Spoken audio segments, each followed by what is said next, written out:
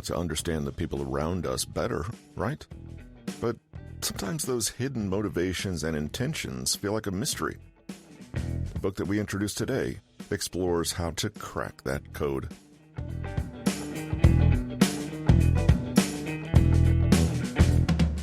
Hello, listeners.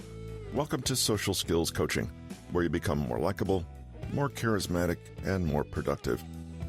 Today is March 25th, 2026, and we introduce a new book entitled How to Speed Read People by Patrick King.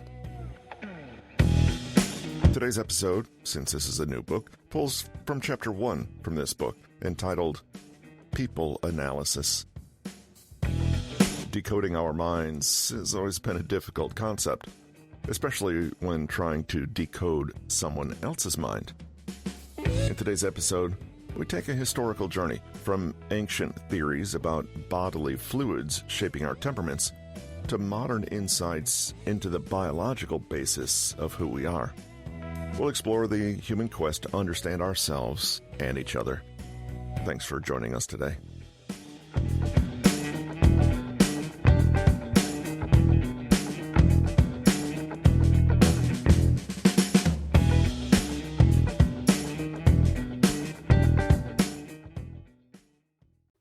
And how does that make you feel? That's our typical conception of what a psychologist does. They'll ask questions, they'll invite you to talk about yourself, and then they'll sit back and reply with even more follow-up questions. Indeed, deeply understanding people's histories, experiences, and emotions will certainly let you analyze and read them. Suppose you ask someone about their parents, their upbringing, their past relationships, and how happy they are with their job. You interview them for 2 hours and ask probing questions, ranging from interview to interrogation style. Armed with just a little bit of insight in psychology, you can now make a pretty reasonable hypothesis as to how they handle issues or how their worldview might be slanted to a certain view. In other words, this kind of deliberate interaction with someone can help you understand them better. But none of this really helps you reach the goal of analyzing and understanding people in a flash from first glance or purely from observation. That is an entirely different skill set and poses an entirely different set of challenges to overcome.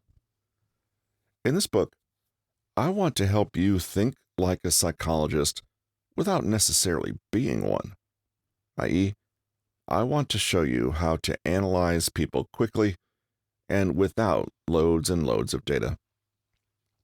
Why would you want to learn how to analyze people quickly? There are a variety of reasons. We want to understand them before they open their mouths. We want to be able to see their motivations. We want to be able to protect ourselves. We want to be able to connect and communicate better. We want to be more emotionally intelligent. We want to categorize people so we can treat them more appropriately. We want to know how to appeal to them, romantically or not. We want to be able to tell if they're lying or what their true emotions are, despite their words to the contrary. You probably have your own reasons for wanting to master this skill and for picking up this book. Yet, one of the bigger benefits is that through knowing what to look for in others, we can actually better understand ourselves. Lacking an understanding of yourself means that you won't know why you're behaving in certain ways. You may not understand how or why you got to where you currently are. More importantly, you won't be able to decipher your own needs and wants in situations. You're more or less winging it on a daily basis if you don't apply some of these same principles to yourself. Take a simple day-to-day activity of exercise to illustrate the importance of having greater self-awareness. If a man knows that he's more of an introvert, he may opt to invest his time in solitary activities and choose to use headphones at the gym to keep to himself. He'd likely spend a lot of time avoiding people, and he'll be well aware of that. He would use his exercise sessions as an opportunity to recharge from the outside world and gather himself. If he was an extrovert, he might rather take a cycling class or work out with a few friends at the local park. He would likely seek to add a social element to most of his daily activities because that's what makes him feel good and energized. Introvert or extrovert, both people in the example above know how to place themselves in situations they know are best for them. Otherwise, they might engage in self-sabotage on a daily basis. Had the introvert not known what pushed him over the edge, he could have had an anxiety attack when walking into a high-energy aerobics class, or had the extrovert embarked on a 5-hour solo hiking excursion to the woods, he might have been bored out of his mind. Knowing yourself and possessing self-awareness allows you to make more mindful decisions that are right for you. The more that you're well acquainted with yourself, the more you'll also see that your identity and purpose are wholly within your control. If that's a side benefit to understanding how to analyze people better, it's a pretty powerful one. Our understanding of others needs to grow in tandem with our understanding of ourselves. That's why you might find that as you read through the chapters that follow, you flip back and forth between your own perspective and those of other people. Remember that you cannot fully recognize and understand a trait in someone else if you lack the self-awareness to consider that trait's expression in yourself. It was the inimitable Albert Einstein that once said, "If I had an hour to solve a problem, I'd spend 55 minutes thinking about the problem and 5 minutes thinking about solutions." Just like the pithy example with the man and his choice of exercise, when we can understand the parameters that we are working in and that other people are also working in, including but not limited to values, perspectives, self-identity, and overall personality, everything else can flow more smoothly. Analyzing people is certainly a skill that has wide applicability, but it's not necessarily from asking probing questions like a psychologist or observing people's body language and cues like an FBI interrogator, even though we will go into depth about those kinds of methods later on. There are multiple angles that contribute to a holistic view of a person, and it's only through taking them all together that we can be accurate. For this reason, it's helpful to start from the beginning in terms of how people used to think about identity and personality in the past. This historical grounding will give you a general overview, not just of one or two chosen psychological models, but of all models and the broader function they can serve. It's about learning how to think about people's behaviors and the motivations behind them.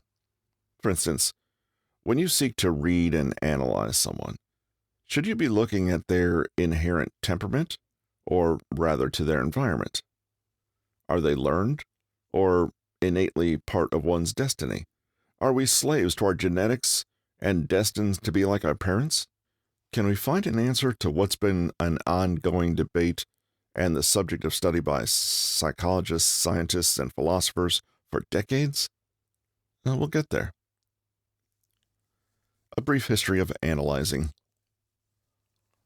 To understand how we arrived at the modern take on personality and identity that can inform our analyzing, it's helpful to start from a historical perspective. As long as there have been people trying to understand people. There have been countless myths and models all throughout history that have attempted to explain the mysteries of human personality. It comes as no surprise that one of the earliest formal theories stems from philosophers in ancient Greece. The Greeks first theorized that one could classify types of personalities and temperaments through humors. That was called Humorism.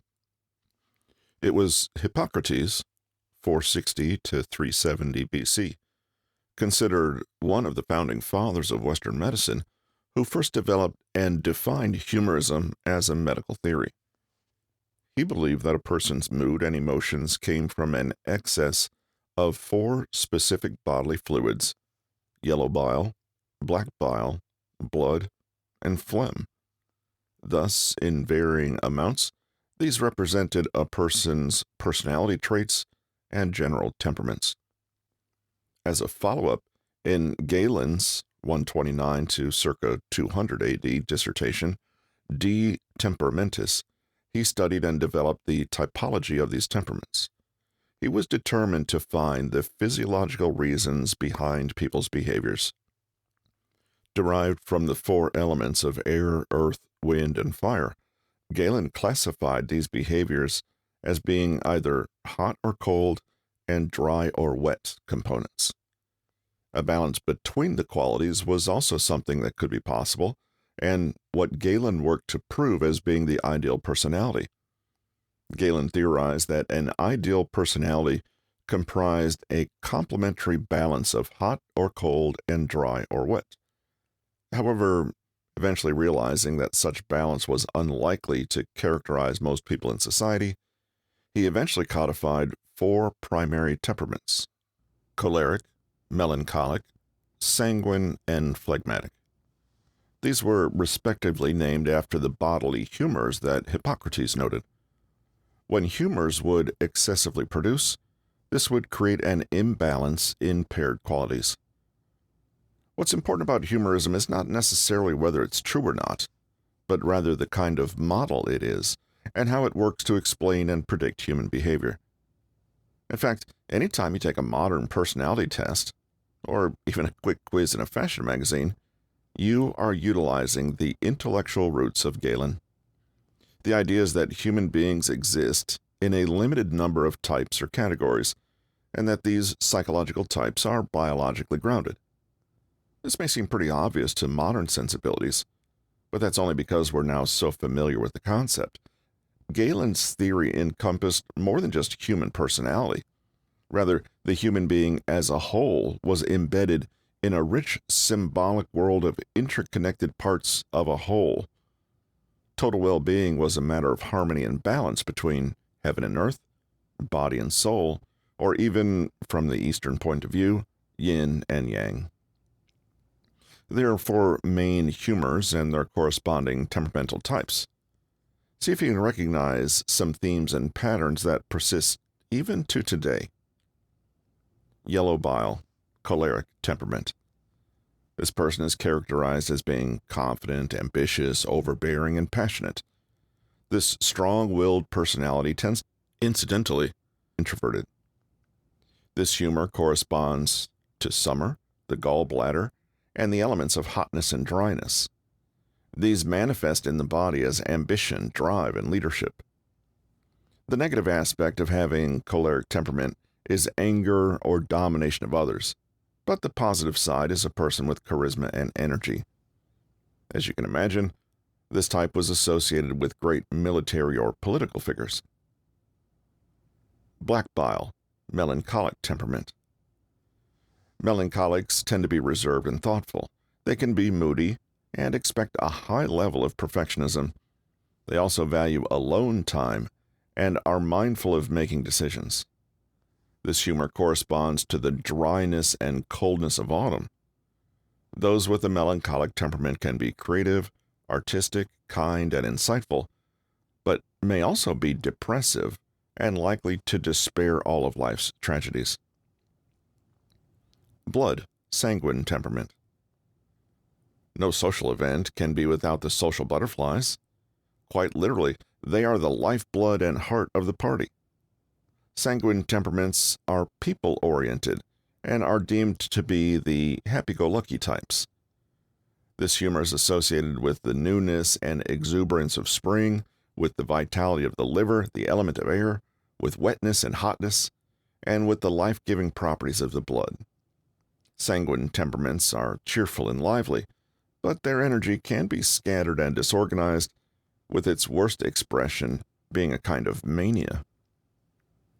Phlegm, phlegmatic temperament.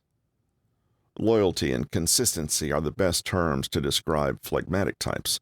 They're quiet and stable, traits that other people appreciate for keeping their relationships more balanced. They can also be seen as submissive due to their overly trustworthy behaviors. Corresponding to winter, wet and cold, this type is associated with the lungs and the element of water.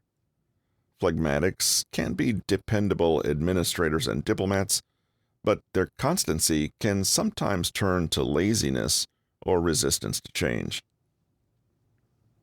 Many people identify with some, if not all, of these humors.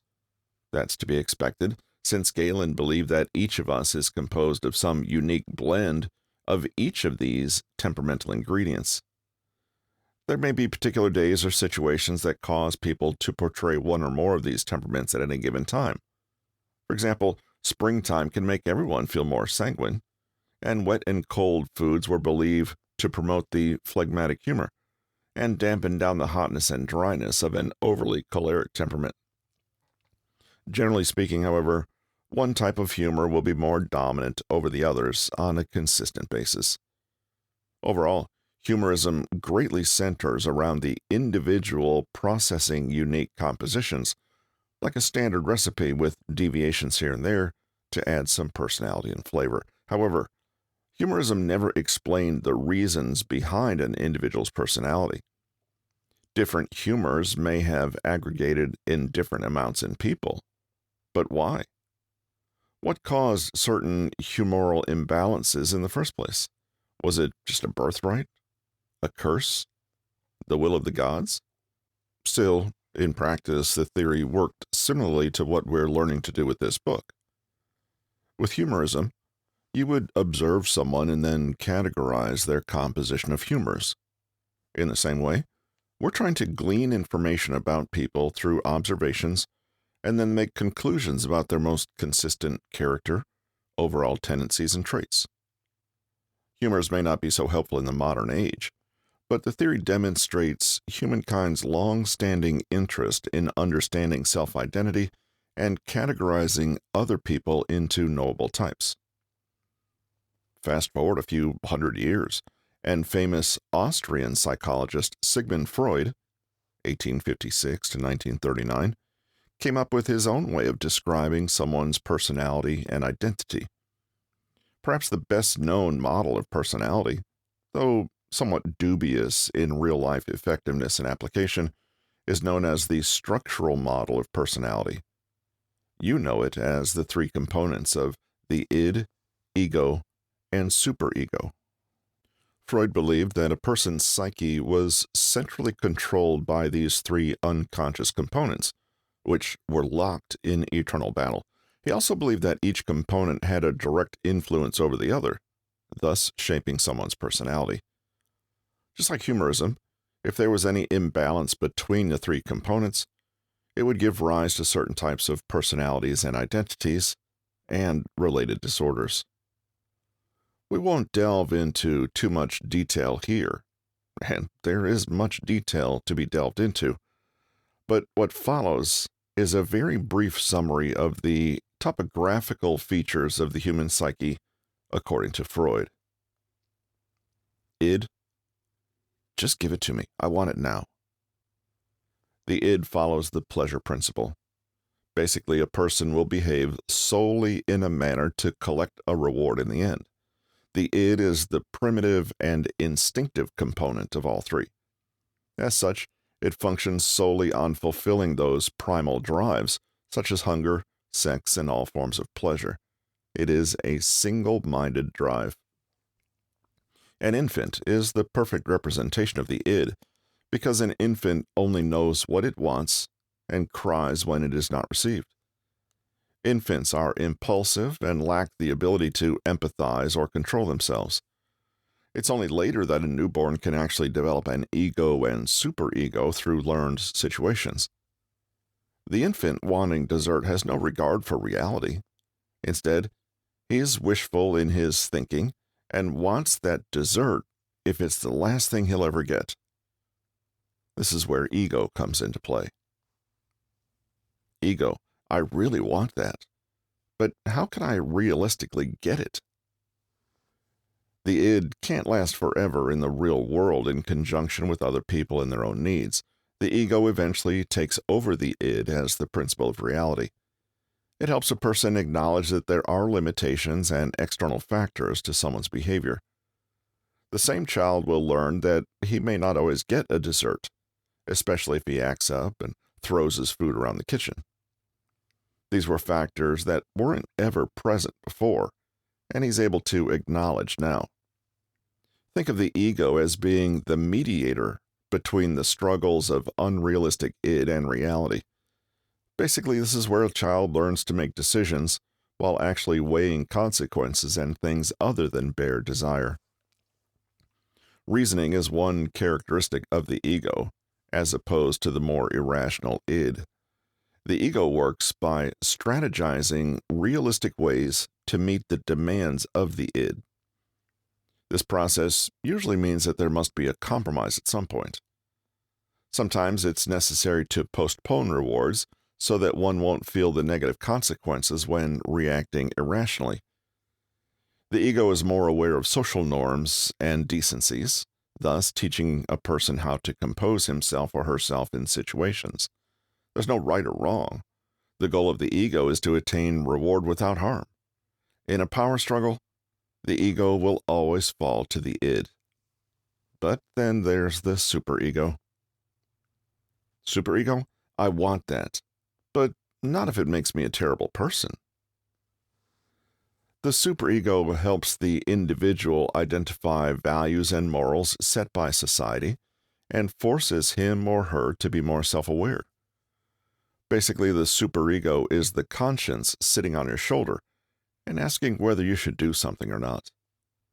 The superego can also be seen to suppress the primal urges of the id, but in a different way from the ego. Remember, the ego suppresses the id by reminding it of the practical realities of the world, while the superego suppresses the id by giving a test of values and morals before acting. And how do these three elements manifest? Suppose an infant initially believed that he could finish his meal, and then a dessert would always come, his id. However, he didn't account for other factors while he ate his dinner. If he threw his food around and made a mess, he learned that this was deemed as a negative behavior that could alter his happy ending, his ego. Finally, he felt shameful about disrespecting his parents and learned to correct his behavior in the future, his superego.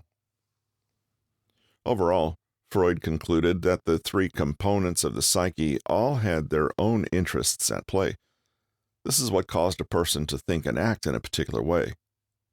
The child first acted out of selfishness and eventually learned to channel his emotions not only in favor of himself, but also to meet social norms. Many psychologists were greatly influenced by the works and studies of Freud, but the fact that his structural theory relies completely on unconscious drives makes it nearly impossible to prove and quantify.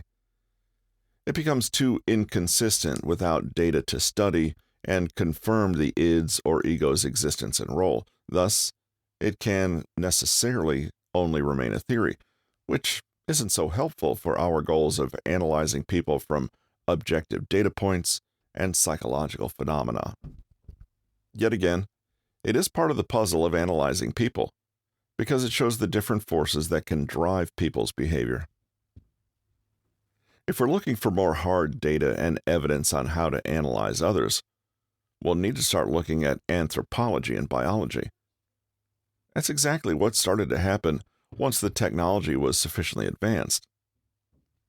One biological perspective of identity is that the range of personalities and traits we display are a result of natural selection. In other words, the traits that people have now were more vital to their ancestors, and what remains are only the most useful of traits. The well-known principle of survival of the fittest is considered to have created at least the baseline for our modern personalities. Over time, survival of the fittest made people begin to develop characteristics that are split into two specific categories: intrasexual traits and intersexual traits.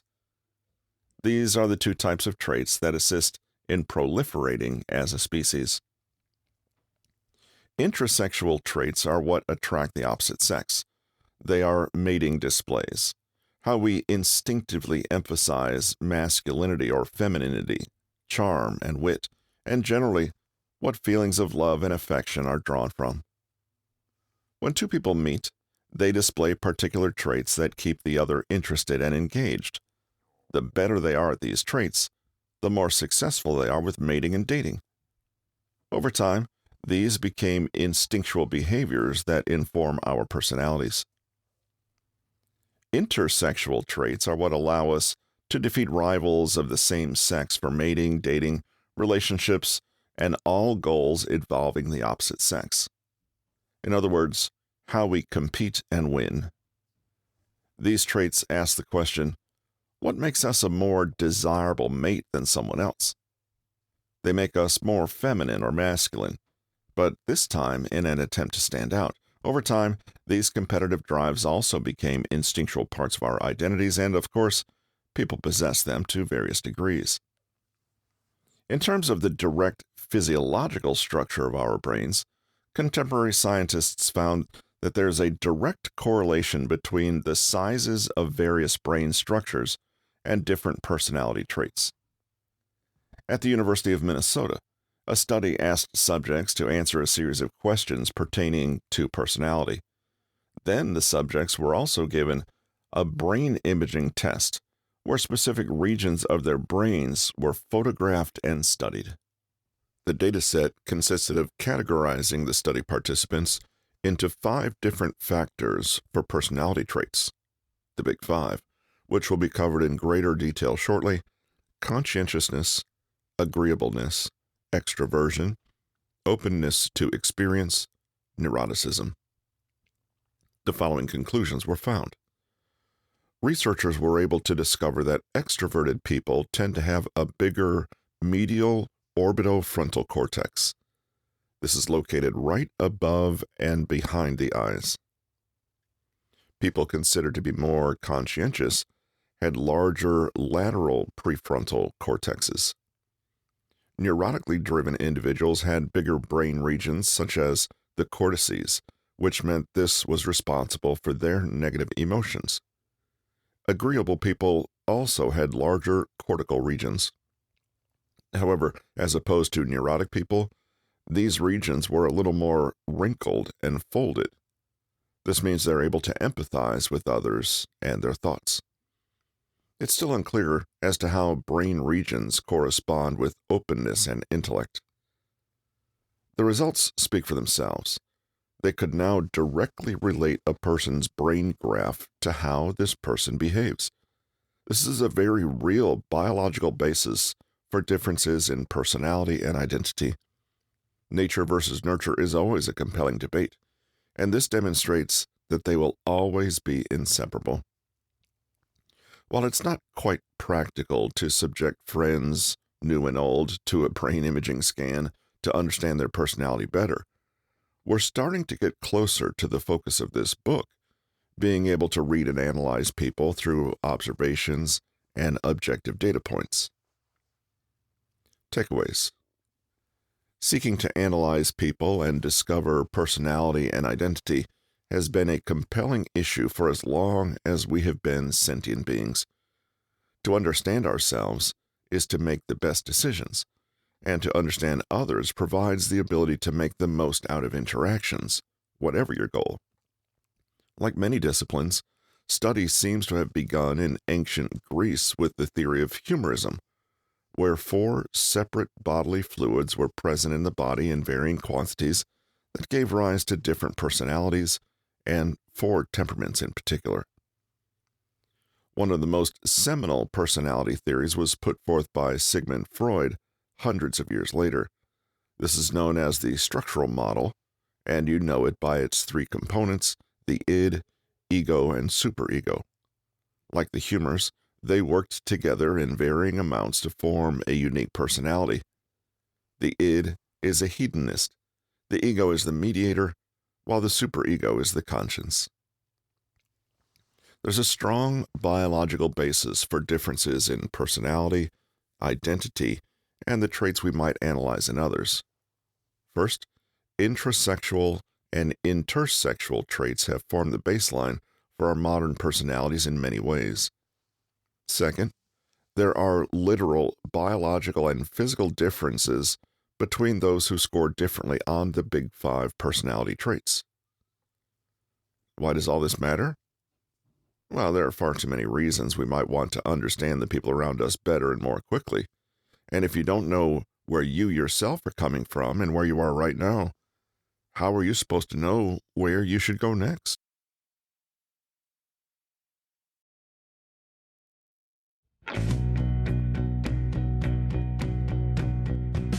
As you can see from this episode, understanding personality isn't just about labeling people or categorizing them into neat boxes.